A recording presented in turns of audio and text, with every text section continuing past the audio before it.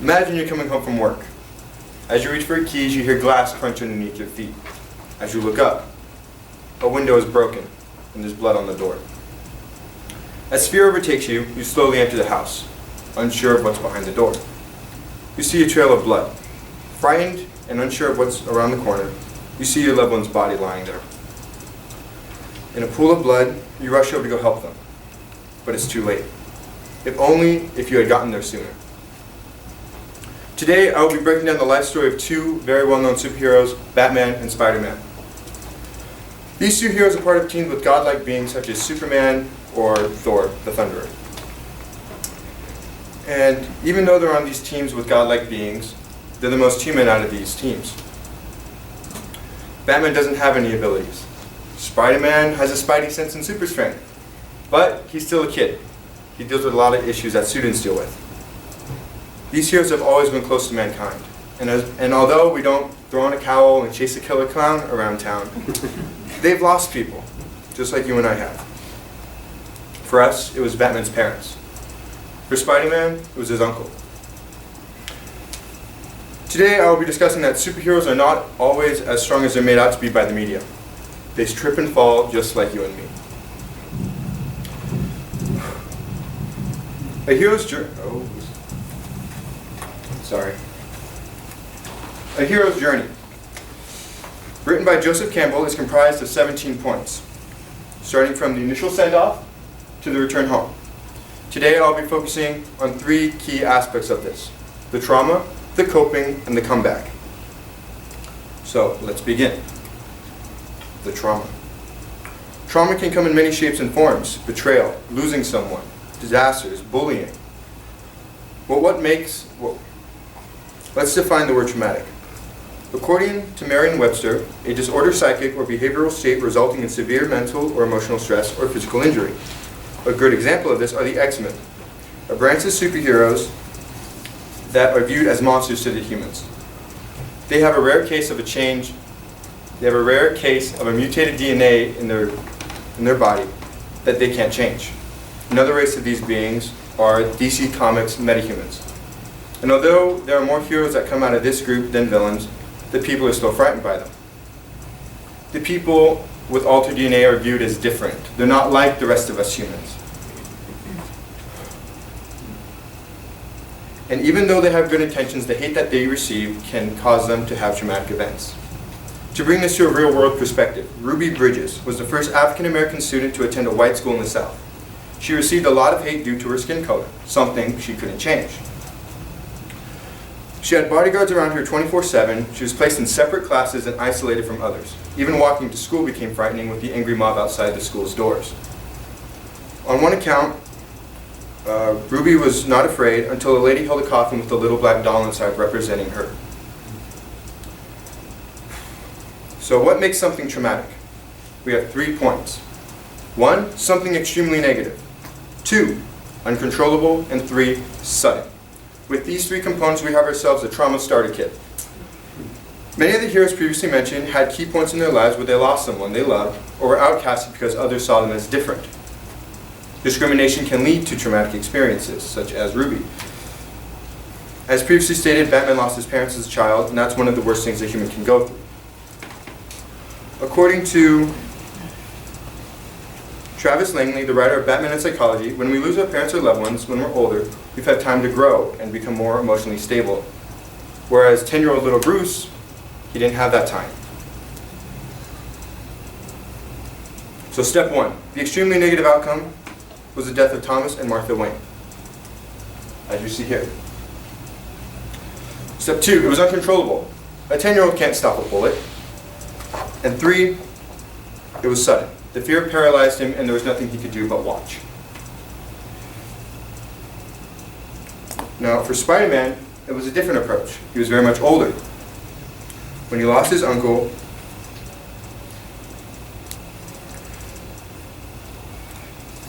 so after going through something traumatic, the body will go into a fight or flight experience. But with the event being so sudden, and catching you off guard, it will have a replay effect in your mind, causing you to constantly relive that moment over and over and over again.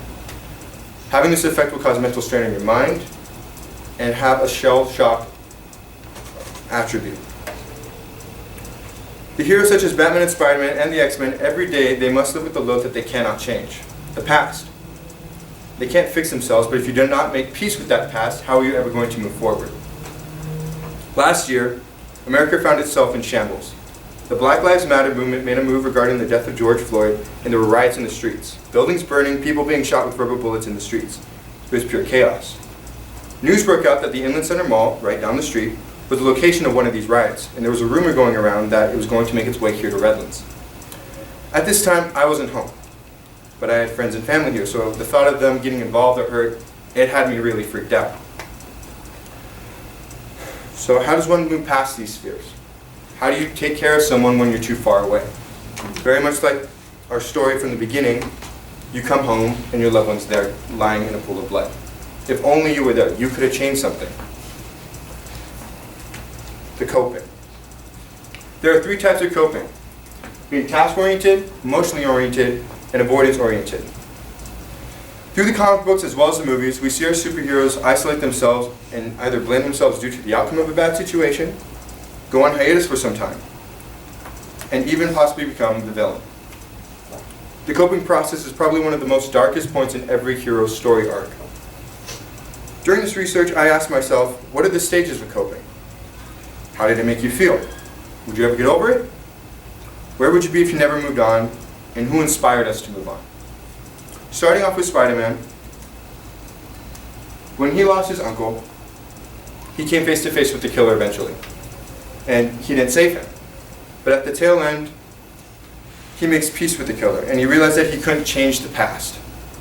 He had to give what life had given him and move on. Life takes more than it gives, and that was his mentality. But if you don't get out of that mentality, you will never move on. People such as friends and family, people here today, they feel that same effect as someone going through that isolation. If they love you and they see you sad, it makes them feel that same way. They want you to get better and for things to go back to the way they were. And I know it's hard. Sometimes it makes you feel like you're drowning. It takes time to get over something. Tom King, a writer of DC Comics, said, "You can't live a life of violence and not feel it deep in your heart and soul. My pain is my strength." And that's exactly what these heroes do. They learn from the past, and they make sure that they don't repeat these mistakes. They try to spare themselves from future pain like this.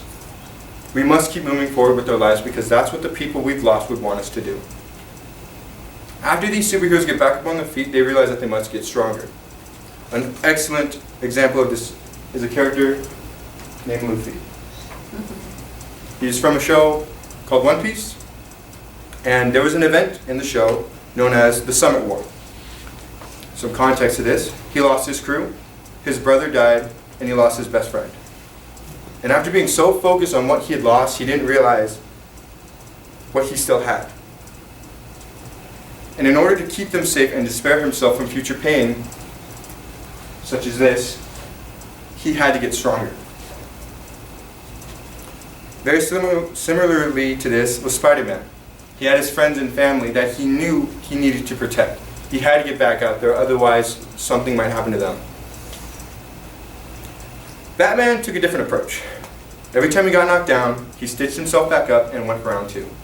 Even after Barbara Gordon got shot and stabbed by the Joker, or even the death of Jason Todd, the mission needed to be completed. The world wasn't going to stop and wait for Batman to take his time and wait for him. People need a purpose to keep moving forward, and that is how they get out of the coping process.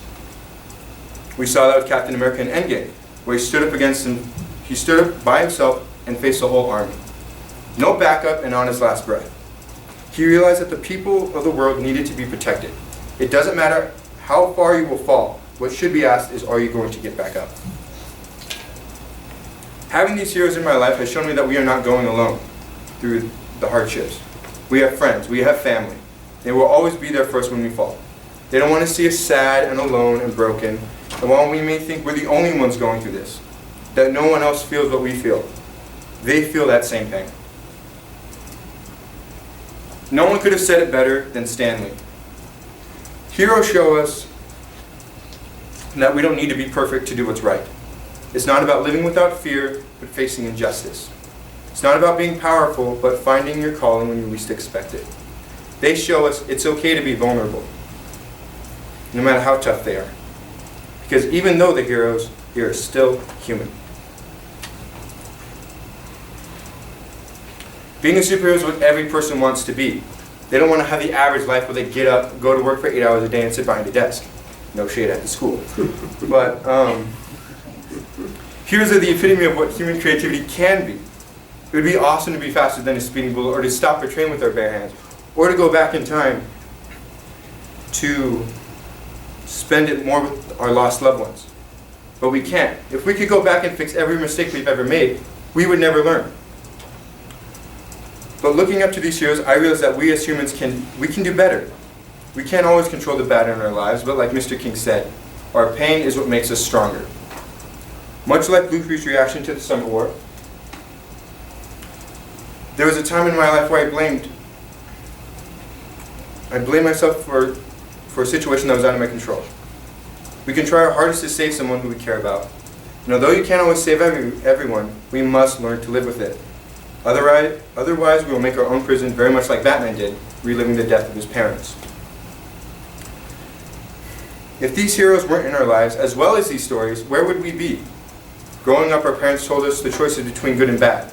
They tell us to be kind to everyone, go out and be a light into the world, be humble. There are going to be moments where we feel alone coming up in our lives, but we're not.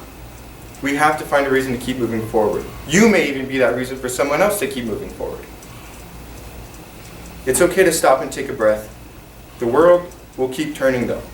And so that's what our goal should be, to keep moving forward, always. Thank you for your time.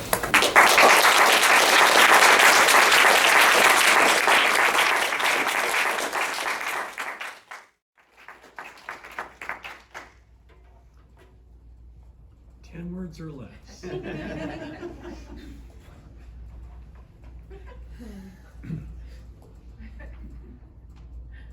Don't put off until tomorrow what can be done today. Ah, it's a good saying.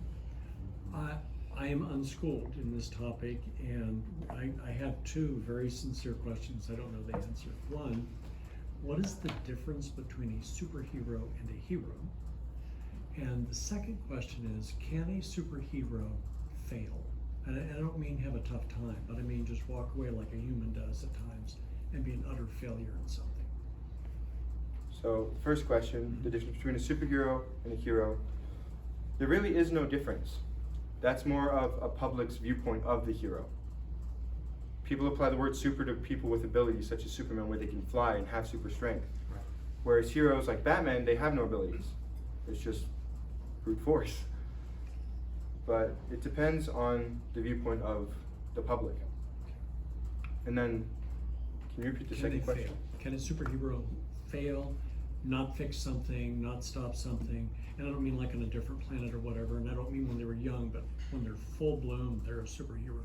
Can they fail? And I assume I'm meaning other than Batman, because someone that's endowed with something supernatural in their abilities. People can fail as well as heroes. It's not always written like that. Sometimes the story writers go back in time and they make a different storyline where the outcomes change. I see. But heroes can fall.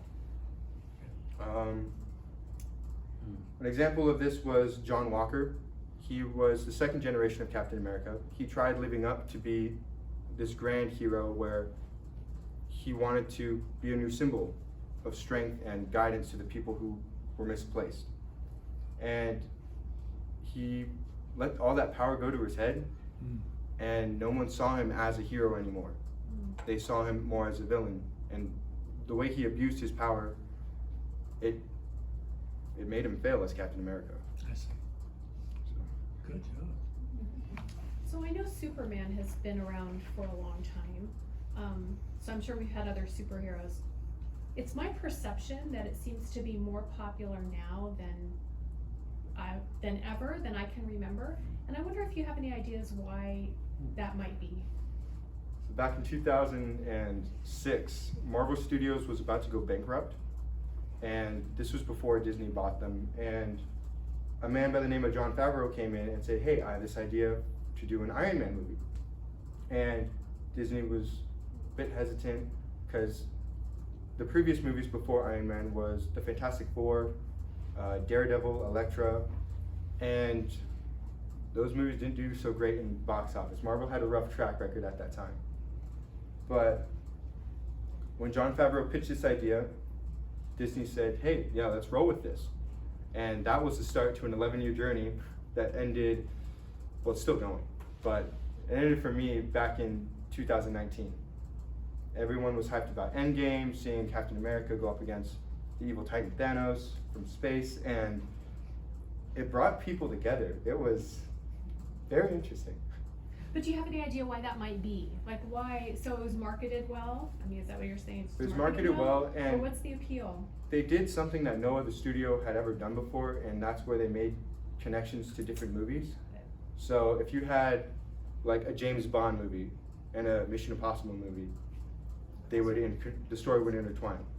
They did that with Iron Man and Hulk. He puts it in terms I can yeah, James Bond from the 50s. You know, in Gone with the Wind. The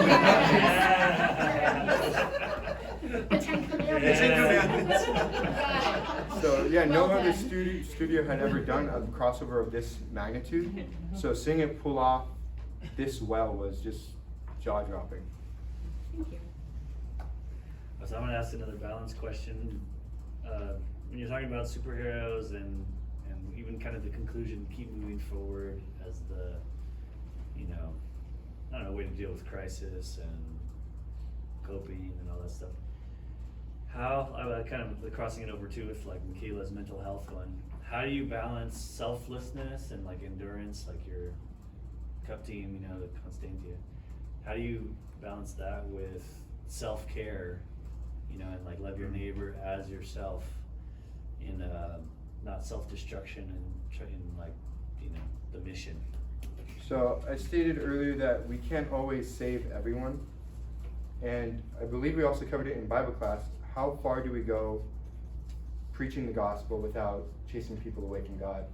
And it's a two-way street.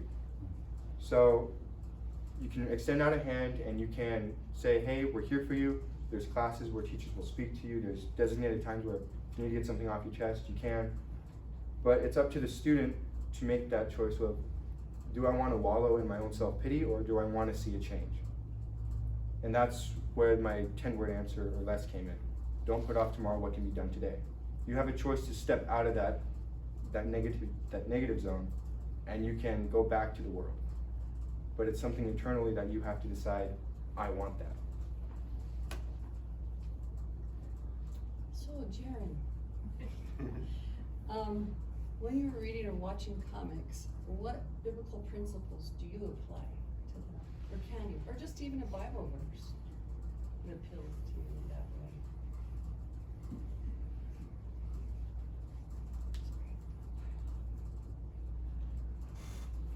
way? How do you associate the two? Well, I do. Before I came to this school, I was all into the movies and everything, and then I started talking with Pastor Rick, and he was also into comics. And he said, well, you know, all these stories originated from the Bible. I'm like, oh yeah, I could see that. And in my mind, I'm thinking, well, obviously, like, there's a huge difference. And then I thought, well, This guy's crazy. there's Saul, who got blinded by God, just very much like Daredevil got blinded, and got sent on a totally different path than what he originally planned to, and their lives changed. There's moments where, like Moses splitting open the Red Sea, you have the portals moment in Endgame where everything seems lost, and then at the last minute, it's like there's a doorway where there's freedom and there's hope. So, alrighty.